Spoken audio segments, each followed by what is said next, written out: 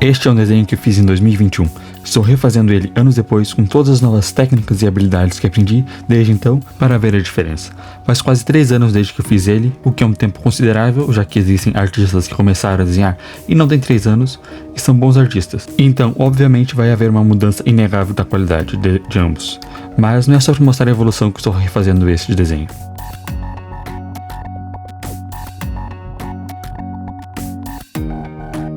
Este projeto não é apenas uma demonstração de evolução, é também uma oportunidade para refletir sobre a confiança e a prática contínua podem impactar nos nossos trabalhos.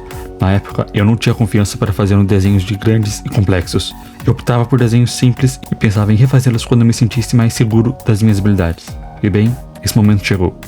Já fiz outros desenhos nessa mesma linha de pegar um personagem e criar uma versão diferente, mantendo a essência do antigo.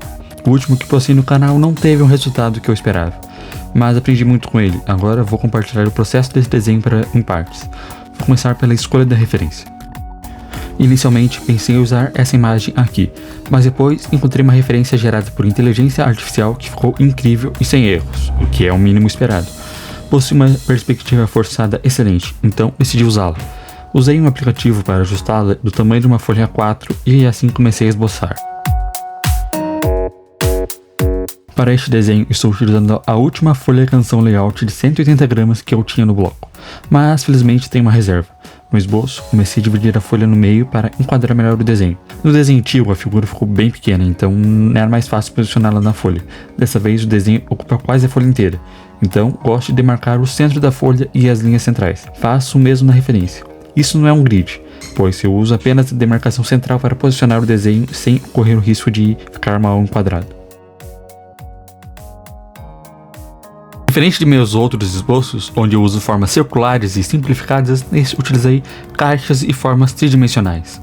Não por praticidade, mas para estudar e aprender a usar modelos em 3D. Fiz uma caixa para a cabeça, para o tórax e outra para o punho, dividindo os dedos em outras caixas menores. Depois de definir a estrutura e a proporção, comecei a detalhar e corrigir os erros e até estar o desenho pronto.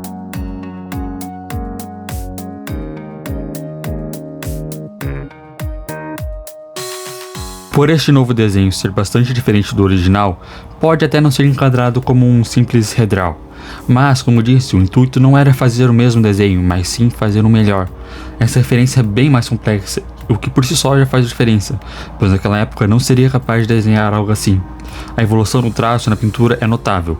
No desenho de 2021, usei caneta nanquim em algumas áreas, mas agora estou usando 100% lápis cor para fazer o contorno. A pintura está mais homogênea. Para conseguir esse resultado, basta manter a ponta do lápis relativamente afiada e fazer movimentos suaves e circulares, preenchendo os poros do papel com camadas. Um detalhe interessante nesse desenho é que, diferente dos outros desenhos, a pele é muito mais laranja, justamente com o olho que usa cores muito escuras. Estou acostumado a trabalhar com diferentes tons de pele. Nesse caso, há algo muito curioso. Quando você começa a colorir, pode parecer que a cor está estranha e fora de contexto. Isso ocorre pois no início você está comparando com o branco do papel. No entanto, quando o desenho está completo ou a pele está totalmente colorida, é mais fácil comparar e ajustar os valores e tons. Para evitar essa sensação de estranheza e analisar melhor as cores isoladamente, sem o contexto geral, você pode usar aplicativos digitais com ferramentas de conta-gotas, como Photoshop, Ibis Paint ou até mesmo Paint. Basta selecionar as cores com conta-gotas e isolá-las. Assim você poderá escolher as cores com mais precisão para colorir partes específicas do desenho, evitando surpresas desagradáveis quando o desenho estiver finalizado.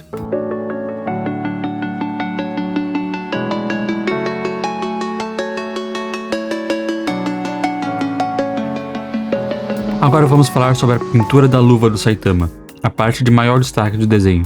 A luva, com muitos highlights e detalhes de raio, tem um aspecto de superfície emborrachada.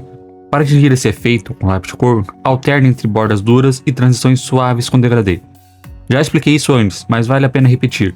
Bordas duras são passagens de tom onde uma cor termina abruptamente e a outra começa, sem transição suave. Para criar esse efeito, começo com uma borda dura e, gradualmente, torno a transição mais homogênea. Eu faço isso e repito em todas as áreas necessárias. Pontos de brilho e sombras bem definidos são cruciais. As sombras devem ser bem escuras, enquanto os pontos de luz devem ser quase brancos. Seguindo esses passos, você consegue desenhar superfícies brilhantes como roupas, plásticos, metal e vidro. Não fique preso no pensamento de que deve pôr degradê em tudo. Se fizer um desenho inteiro apenas com gradientes e uma superfície super suave, vai ficar parecendo um sabonete. É preciso pôr essas bordas mais duras ou até mesmo um gradiente bem pequeno.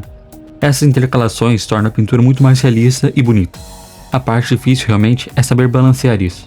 Mas isso se aprende com prática, não existe um truque, pelo menos eu ainda não encontrei nenhum. Mas o que eu posso dizer é, preste atenção ao contexto e da iluminação do desenho. No caso da luva do Saitama, os raios de luz e sombras não estão apenas decorativos, mas também definem a textura e a forma da luva. Imagine a fonte de luz como se ela estivesse interagindo com a superfície emborrachada. Isso ajuda a determinar onde colocar as bordas duras e as transições suaves. A prática de observar objetos reais sob diferentes condições de iluminação pode ser extremamente útil para aprimorar essa habilidade. Com o tempo, você desenvolverá um senso intuitivo de onde aplicar essas técnicas para obter o melhor resultado possível.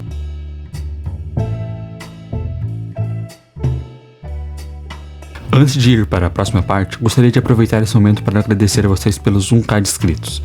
O crescimento tem sido incrível, estou muito feliz com o apoio de todos vocês. Deixem nos comentários sugestões de vídeos ou lives especiais que vocês querem ver. Agora vamos para a próxima parte.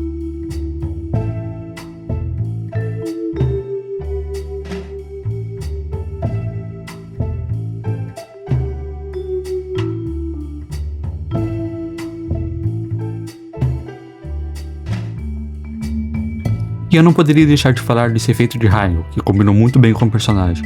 Fazer raios é simples, deixe o interior mais claro ou branco e as bordas com maior intensidade. A borda interna deve ser mais dura e definida, já a externa deve ser mais suave e com degradê para fora, dando o aspecto de luz emitida. Assim, vai parecer realmente que ele está brilhando e emitindo luz. Na real, isso aplica em qualquer pintura de algo que emita luz. Irei demonstrar aqui na prática como fazer esse efeito. Irei fazer esse raio com as cores azuis. Eu defino o formato primeiro, deixando o interior branco e colorindo as bordas, como falei anteriormente. Basta deixar a borda interna mais definida e ir fazendo um degradê para fora.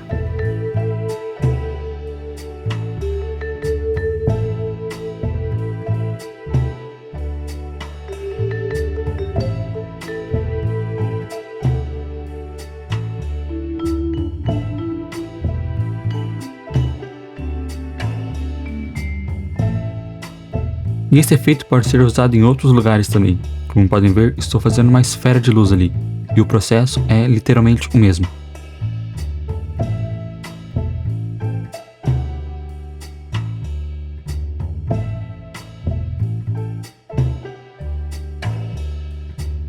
Um truque bom também é usar cores mais escuras para dar um contraste maior, como esse lápis azul mais escuro que eu passei para realçar melhor o branco, dando ainda mais a sensação de brilho e luz.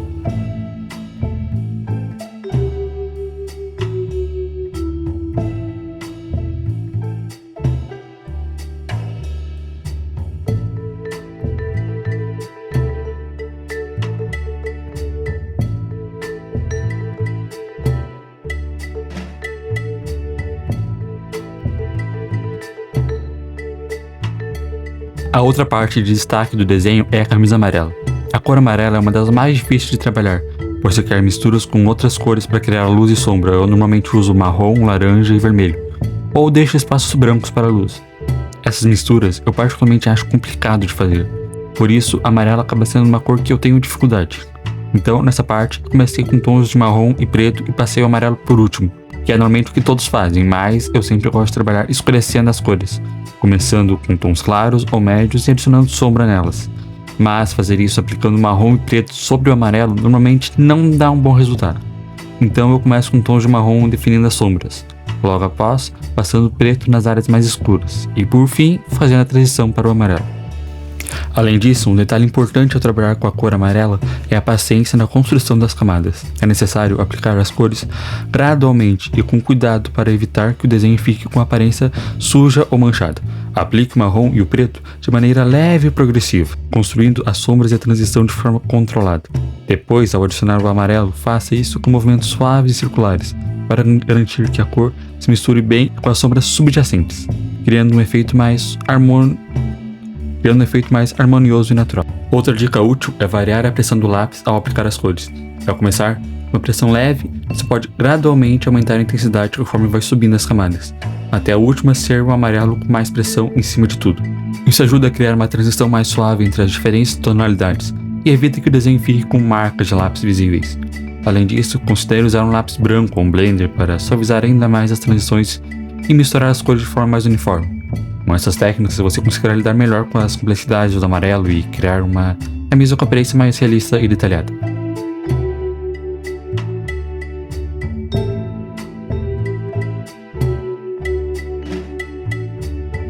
Aqui está o desenho antigo, feito em 2021, e agora o desenho atual. A pintura, como vocês podem ver, melhorou muito. E também evoluiu em outros aspectos, como anatomia, traços e formas. O destaque deste novo desenho é a pintura, obviamente. A qualidade da luva e da roupa é notável. Se hoje eu tenho dificuldade em colorir peças de roupas, há 3 anos atrás nem se fala. Uma das maiores melhorias foi na minha paciência. Hoje estou muito mais disposto e concentrado para fazer desenhos grandes e longos, mantendo uma pintura melhor. Tenho mais paciência para fazer as camadas e manter a ponta sempre fina.